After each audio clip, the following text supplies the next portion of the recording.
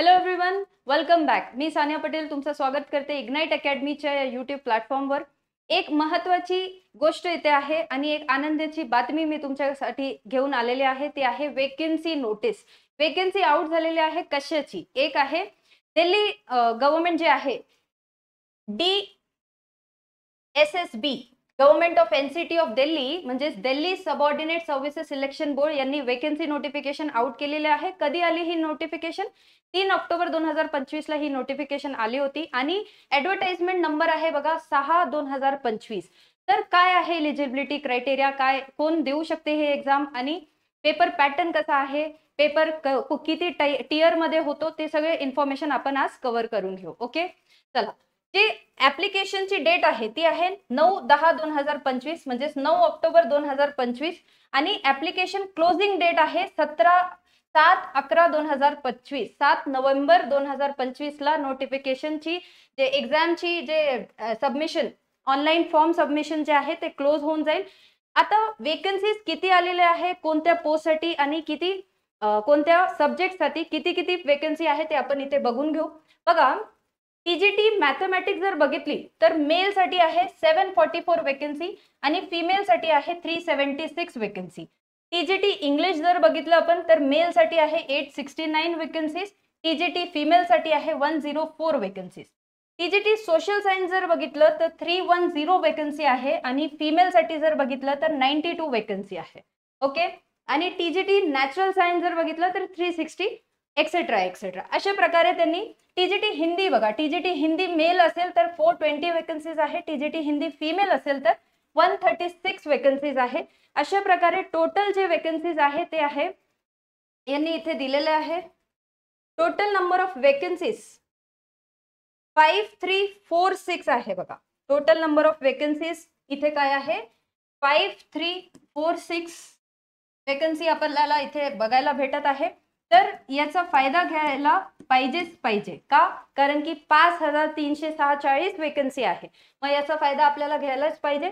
त्याच्यानंतर आता एक्झाम मध्ये काय काय एलिजिबिलिटी असते किंवा नेगेटिव्ह मार्किंग आहे का नाही ते पण आपण इथे बघून घेऊ. बघा, जर एक्झामची एलिजिबिलिटी बघितलं, एज लिमिट बघितली तर एज लिमिट नॉट एक्सिडिंग 30 इयर्स म्हणजे 30 वर्षापर्यंत, जे 30 वर्षाचे आहे तेपर्यंत ते एक्झाम देऊ शकता आणि याचा फॉर्म फिल करू शकता. त्याच्यानंतर एलिजिबिलिटी क्रायटेरिया बघा, the candidate must be a citizen of India. The candidate must be eligible in terms of age, educational qualification, experience, etc. as per recruitment rules notified by the user departments for the post in which she or he intends to apply. म्हणजे तुम्ही age मध्ये बसायला पाहिजे, तुमचं educational qualification जे आहे या board नुसार तुम्ही त्याच्यामध्ये एलिजिबल असायला पाहिजे. The educational qualification, age, experience ते आहे ते आपण बघून घेऊ. ओके, नेक्स्ट बघा, तुम्ही अप्लाय कसं करू शकता, कोणत्या ऑनलाईन वेबसाईटवर जाऊन तुम्ही अप्लाय करू शकता ते आहे TSSBonline.nic.in वर जा आणि तुम्ही तिथे फॉर्म जेव्हा निघाले तेव्हा तुम्ही अप्लाय करू शकता. ओके, ऍप्लिकेशन फीस बघा फक्त आहे 100 ओनली. मोड ऑफ पेमेंट जे आहे, फीस जे आहे ते फक्त 100 आहे. आता एक्झाम कशी होते, किती टियर मध्ये होते, तर एक्झाम जे होते ती 1 टियर एक्झामिनेशन आहे. 1 टियर एक्झामिनेशन कसे होते तर इथे आपल्याला जर सिलेबस बघितलं तर प्रत्येक जनरल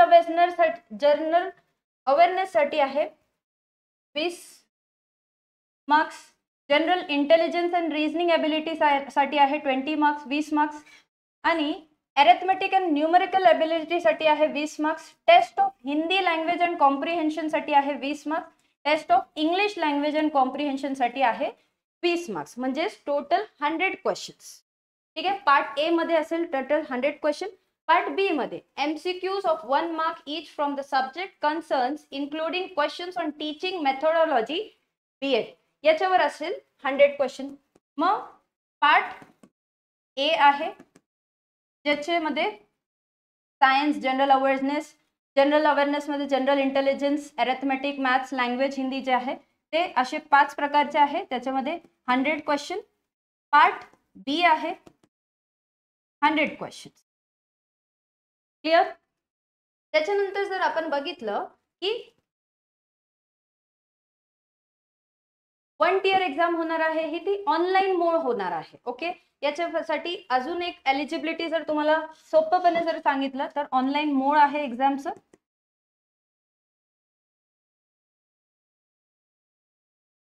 तुम्हाला फक्त लागते ग्रॅज्युएशन प्लस बीएड प्लस CTETचं पेपर 2.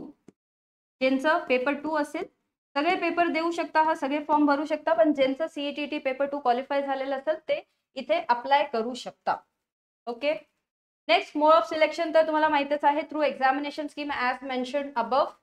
त्याच्यानंतर रिझर्वेशन ॲज पर बघा, एज रिलॅक्सेशन जर बघितलं तर category SC ST 5 years age concession, OBC 3 years, PWD plus UR 10 years, PWD plus SC ST 15 years, PWD plus OBC 13 years. Okay, त्याच्यानंतर एक महत्वाचं त्यांनी एक हायलाइट करून नोटिफिकेशन मध्ये टाकलेलं आहे की जेव्हा तुम्ही एक्झाम साठी येणार तर तुमचं एक ड्रेस कोड असायला पाहिजे. ते ड्रेस कोड कसं असायला पाहिजे त्यांनी हायलाइट करून दिलेलं आहे इथे, आपण ते बघून घेऊ की ड्रेस कोड साठी त्यांनी काय म्हटलेलं आहे. बघा, इथे त्यांनी ड्रेस कोड साठी हायलाइट करून ठेवलेलं आहे. The candidates are instructed to follow the following dress code while appearing for the DSSSB exam.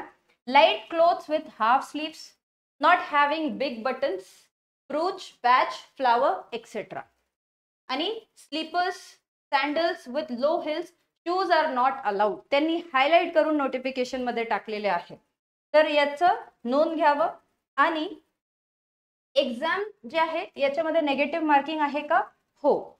पेपरमध्ये 1 टियर पेपरमध्ये जे 100 पार्ट ए साठी आहे आणि 100 पार्ट बी साठी आहे त्याच्यासाठी नेगेटिव्ह मार्किंग आहे. किती आहे ती नेगेटिव्ह मार्किंग? ती आहे 0.25 मार्क्सची. 0.25 मार्क्सची इथे नेगेटिव्ह मार्किंग आहे. तर एक्झाम अशा प्रकारे होणार आहे. तर ही नोटिफिकेशन आली होती, कालच नोटिफिकेशन आलेले आहे. कालच तुम्ही 7 ऑक्टोबर पासून फॉर्म सुरू होणार आहे, तर तुम्ही जाऊन फॉर्म भरा आणि आनंदी रहा. Okay, thank you so much.